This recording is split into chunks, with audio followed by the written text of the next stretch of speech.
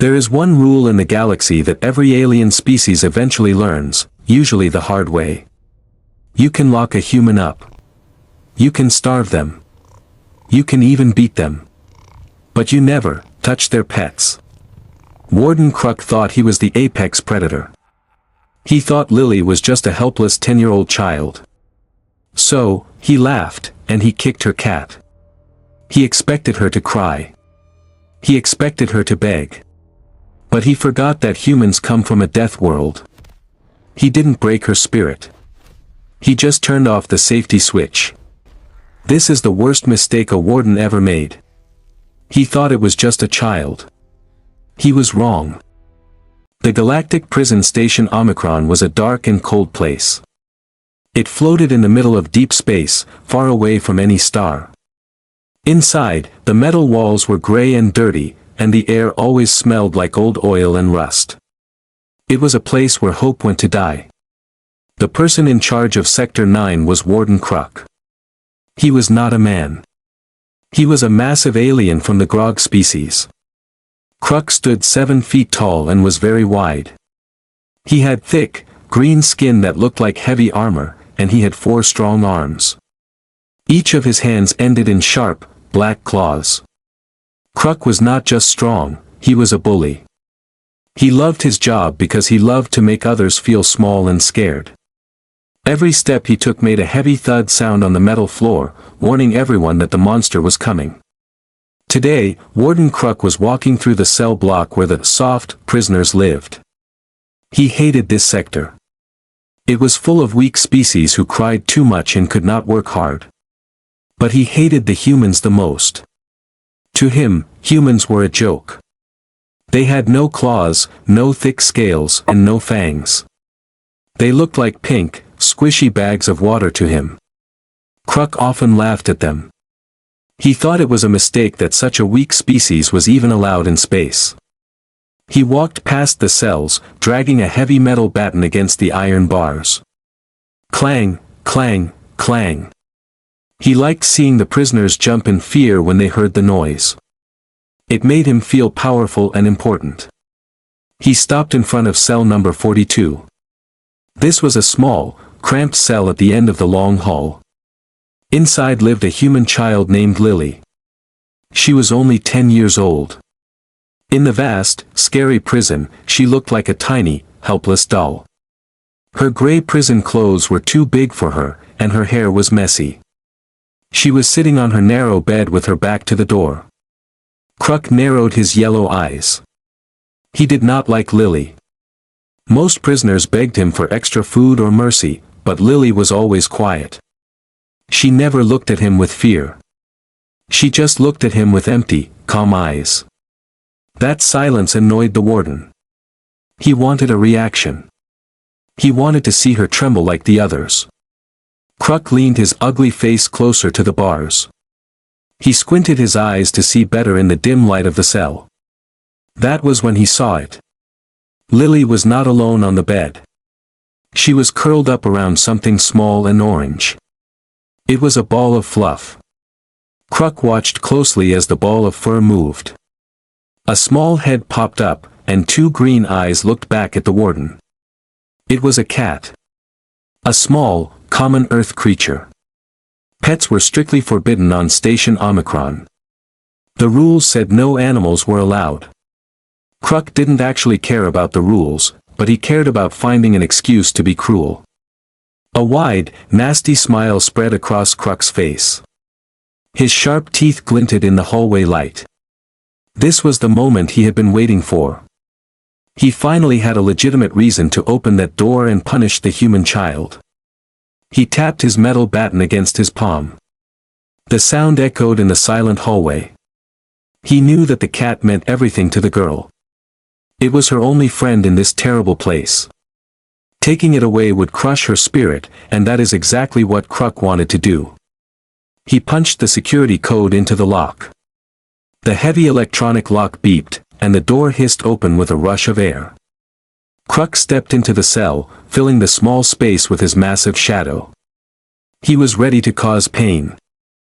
The air inside the small cell changed the moment Warden Kruk stepped inside. The room suddenly felt very small and very crowded. Kruk smelled terrible, like wet garbage and old chemicals, and the smell filled the tiny space immediately. He stood so tall that the spikes on his shoulders scraped against the metal ceiling, making a sharp scratching noise that hurt the ears. He looked down at the human child with pure disgust. To him, she looked like a bug that needed to be squashed. He enjoyed the feeling of being the biggest thing in the room. He liked how the lights from the hallway cast his scary shadow over the girl and her bed. He took a heavy breath, his 4 lungs expanding his chest, and then he spoke. His voice was a deep, vibrating rumble that shook the metal frame of the bed. "Hand over the creature," Kruk demanded. He did not ask politely. He ordered.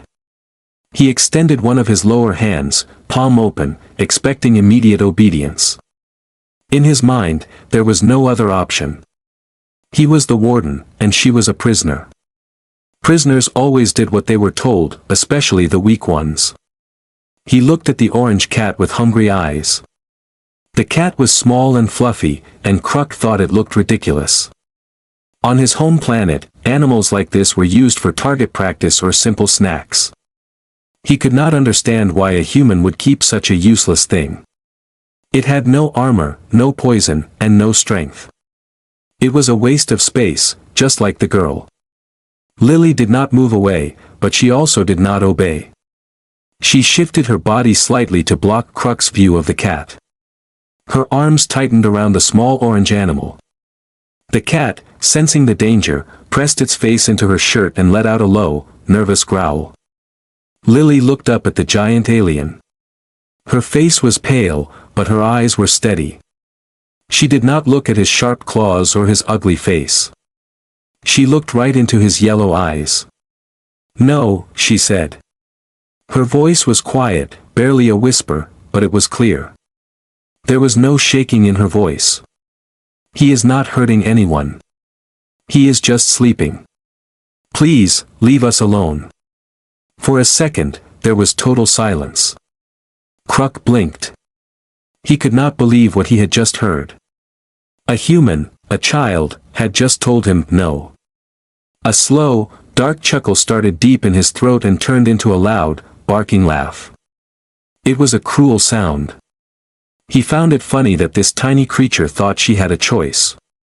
He took another step forward, his heavy boot landing inches from her feet. The floor vibrated.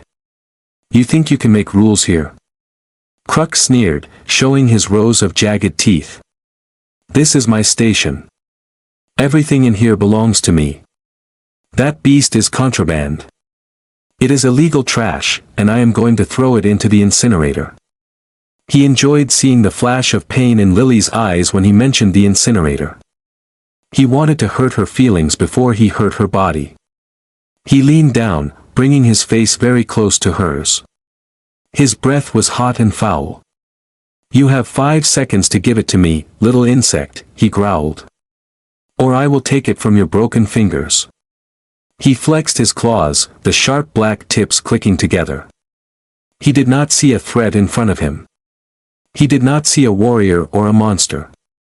He only saw a scared little girl holding a fluffy toy. He had absolutely no idea that he was pushing a dangerous button. He thought he was the predator, but he was misjudging the prey completely. Lily knew she could not fight the giant with physical strength, but she could not just hand over her best friend. She stood up on her bed, trying to make herself taller, even though she still only reached the warden's belt buckle. She looked tiny and fragile against his massive bulk. She hugged the cat so tight that her knuckles turned white, shielding it with her own body. She pleaded one last time, begging him to just walk away and pretend he never saw the animal. It was a desperate sound, the voice of someone who had nothing left to lose in the universe. But Kruk was not a creature who felt pity. Mercy was a foreign concept to his species. He saw her begging as a sign of weakness, and weakness only made him angry. He didn't want to talk anymore. He was bored with the conversation. He wanted to crush something. The warden decided he had waited long enough. With a grunt of annoyance, he swung one of his lower arms. He didn't even use his full strength, it was just a casual backhand slap, like swatting away a bothersome fly. But for a human child, the force was devastating. The blow struck Lily hard on the shoulder. She didn't just fall, she was launched. Her body flew sideways and hit the cold metal wall of the cell with a loud bang. She slid down to the floor, gasping for air, her eyes wide with shock. The impact was hard, and bruises began to form instantly under her skin. In the chaos of the fall, her grip loosened. She couldn't hold on to the animal anymore. The orange bundle of fur tumbled out of her arms and landed on the steel floor with a soft patter of paws. The cat was small, but it was not a coward. It did not run under the bed to hide. Instead, it stood its ground. It saw its human, the girl who fed it and kept it warm, lying hurt on the floor. An ancient instinct woke up inside the small animal. It arched its back high, making its fur stand up to look bigger. Its tail puffed out like a bottle brush. It opened its mouth and let out a loud, menacing hiss at the giant green alien. It was a ridiculous sight, a 5-pound house cat challenging a 7-foot alien warlord. To Kruk, this was the ultimate insult. A piece of vermin was daring to threaten him. The audacity was too much. His face twisted into a mask of pure rage.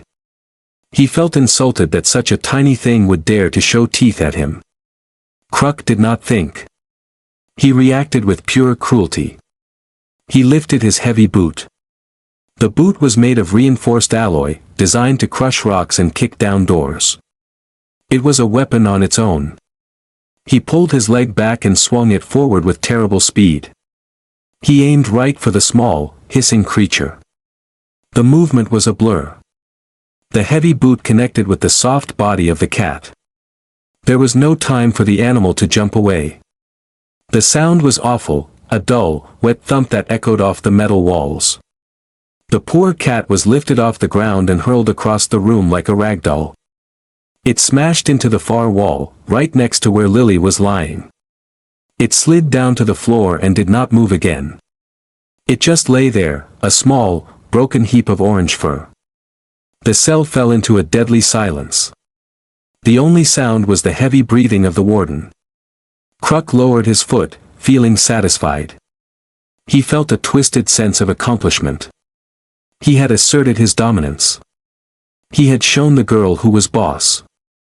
He looked at the unmoving cat and then at the girl, expecting her to dissolve into tears and wails of despair. He wanted her to scream. He wanted her to beg for forgiveness.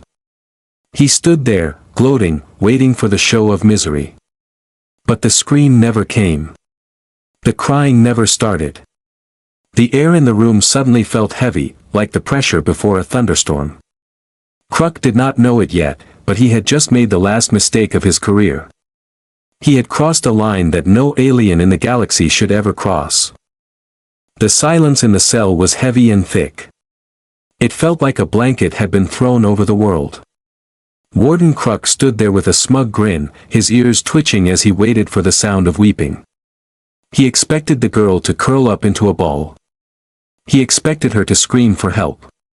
But the seconds ticked by, and there was no sound.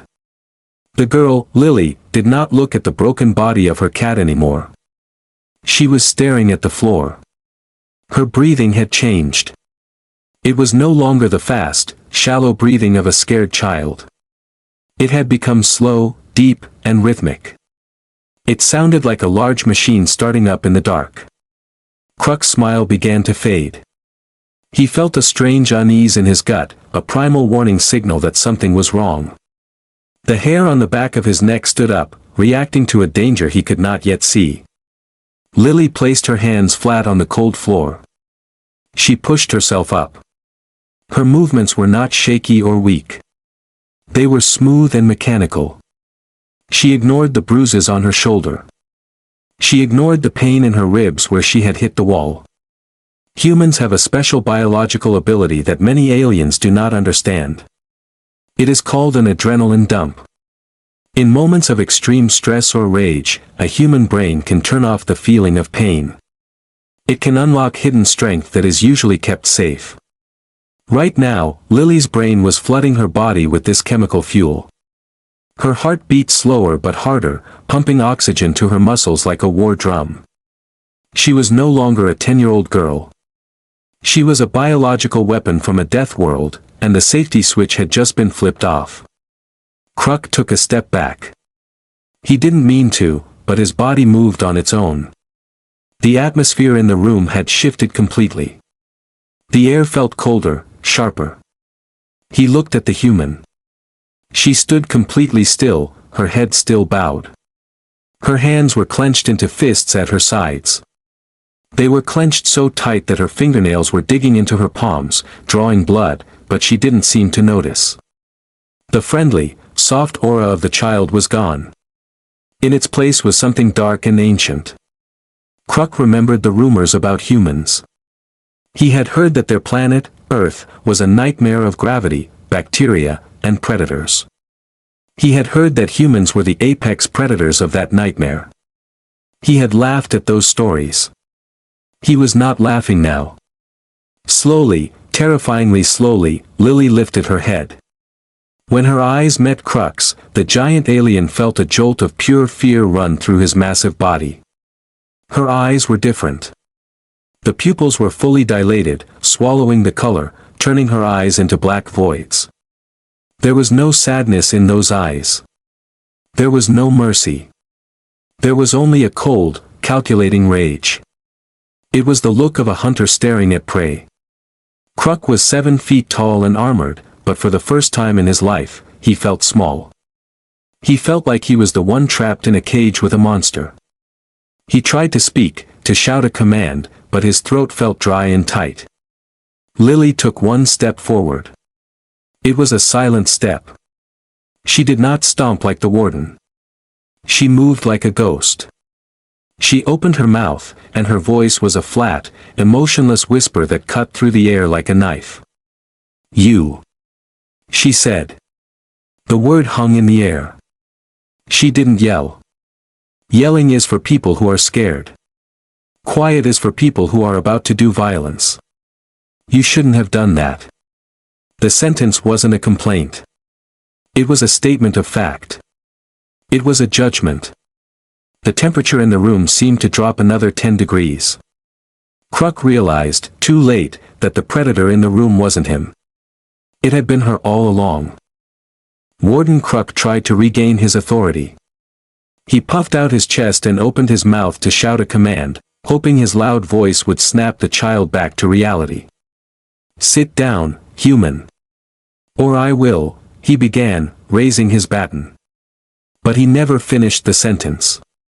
He blinked, and in that split second, the girl disappeared from his field of vision. Lily did not run like a child on a playground. She launched herself like a missile. Years of living in Earth's heavy gravity had made her muscles dense and explosive, far stronger than the soft muscles of spaceborne aliens. She covered the distance between them in a blur of motion that Kruk's eyes could barely track. He had expected her to cower, he was not ready for her to attack. It was a fatal miscalculation. The impact was shocking. Lily jumped and slammed into Kruk's midsection with the force of a battering ram. She was small, but she was solid. The air left Kruk's 4 lungs in a sudden, painful whoosh. He staggered backward, his heavy boots slipping on the metal floor. He couldn't understand how something so tiny could hit so hard. It felt like being struck by a dense bag of rocks. Before he could recover his balance, Lily was already moving again. She did not stop to see if he was hurt, she kept attacking. This was the human way of fighting, overwhelm the enemy with speed and violence until they stopped moving. She grabbed one of his lower hands, the one reaching out to grab her neck.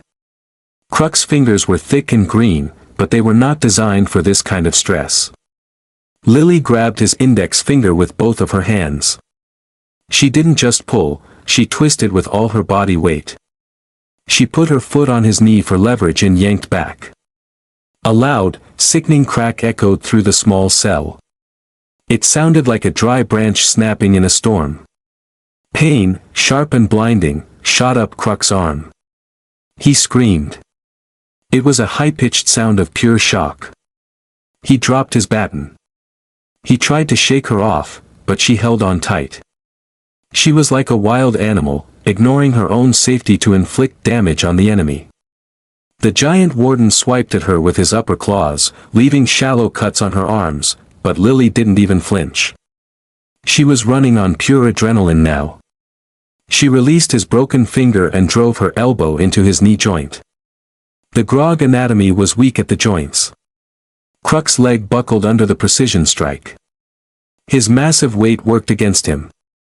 He tipped backward, his arms flailing wildly in the air, trying to grab something that wasn't there. With a thunderous crash that shook the walls, the 7-foot tyrant fell to the floor. He landed hard on his back, the breath knocked out of him again. The world spun dizzily around him. Kruk tried to scramble away, pushing himself backward with his heels. He was terrified. He looked up, expecting the girl to be running away. But she wasn't running. She was standing over him. Her shadow fell across his face, blocking out the light. She looked taller now, terrifying and powerful. Her fists were raised, covered in his green blood. She was breathing hard, but her eyes were still locked on his throat. The cell door suddenly beeped and slid open wider. 2 armed guards rushed in, weapons raised, ready to stop a riot. They froze in the doorway. They lowered their guns slowly, their mouths hanging open in disbelief. They didn't see a powerful warden disciplining a prisoner. They saw a broken, whimpering giant on the floor, and a small, terrifying human predator daring him to move. The 2 guards standing in the doorway were distinct species, both known for being tough soldiers, but neither of them moved a muscle. They held their laser rifles tight, but they did not aim them at the girl. They looked at their commander, Warden Kruk, who was groaning on the floor, holding his broken hand. Then they looked at the small human child. It did not make sense to them. How could a creature so small defeat a giant so easily? But they saw the look in her eyes. It was a look that triggered a deep, biological alarm in their brains. It was the look of an apex predator standing over its kill. They realized in that moment that the stories about humans were true. Humans were not weak, they were just sleeping monsters. If the guards fired their weapons now, they were not sure they would survive the next few seconds. The fear in the room was palpable, radiating from the humans toward the aliens. Lily slowly lowered her fists. She decided that the warden was no longer a threat. He was just a broken thing on the floor. She turned her back on the armed guards, showing them total disrespect. She did not care about their guns. Her only concern was the small orange bundle lying against the wall. She walked over to the spot where the cat had landed. Her movements were gentle again, the explosive violence fading away as she knelt down. Her hands, which had just broken an alien's bone, now shook with worry. She reached out and touched the soft fur. The room was silent, everyone waiting to see if the innocent creature was dead. Suddenly, a weak, raspy sound broke the silence. Meow. The orange cat lifted its head shakily. It blinked its green eyes and licked Lily's hand. It was hurt, and it was limping, but it was alive. Lily let out a long breath, a sound that was half a sob and half a sigh of relief. She scooped the cat up into her arms, cradling it like a baby. She buried her face in its fur, checking for broken bones. The cat purred deeply, a vibrating sound of comfort in the cold cell. The bond between the human and the beast was something the aliens could not understand. It was a pack bond, stronger than steel. Lily stood up and turned around to face the door again. She held the cat close to her chest with one arm. She looked at the guards, and then down at the terrified Warden Kruk. She did not scream. She did not shout. She spoke in a calm, cold voice that echoed in the hallway. She told them that if anyone touched her cat again, she would not stop next time. She promised them that she would tear the station apart brick by brick. The guards swallowed hard. They nodded their heads slowly. They believed her. They grabbed Warden Kruk by his arms and dragged him out of the cell, eager to get away from the terrifying human child. From that day on, everything changed in Sector 9. Warden Kruk was transferred to a different station, too ashamed to show his face again. The story of the girl and the cat spread through the prison like a wildfire. Aliens who used to laugh at humans now walked on the other side of the hallway when they saw one. They learned a very important rule of the galaxy that day. You can hurt a human, and they might forgive you. You can steal from a human, and they might ignore you. But if you hurt a human's pet, you are signing your own death warrant. Lily and her orange cat sat on their bed, safe and untouched, the undisputed rulers of the cell block.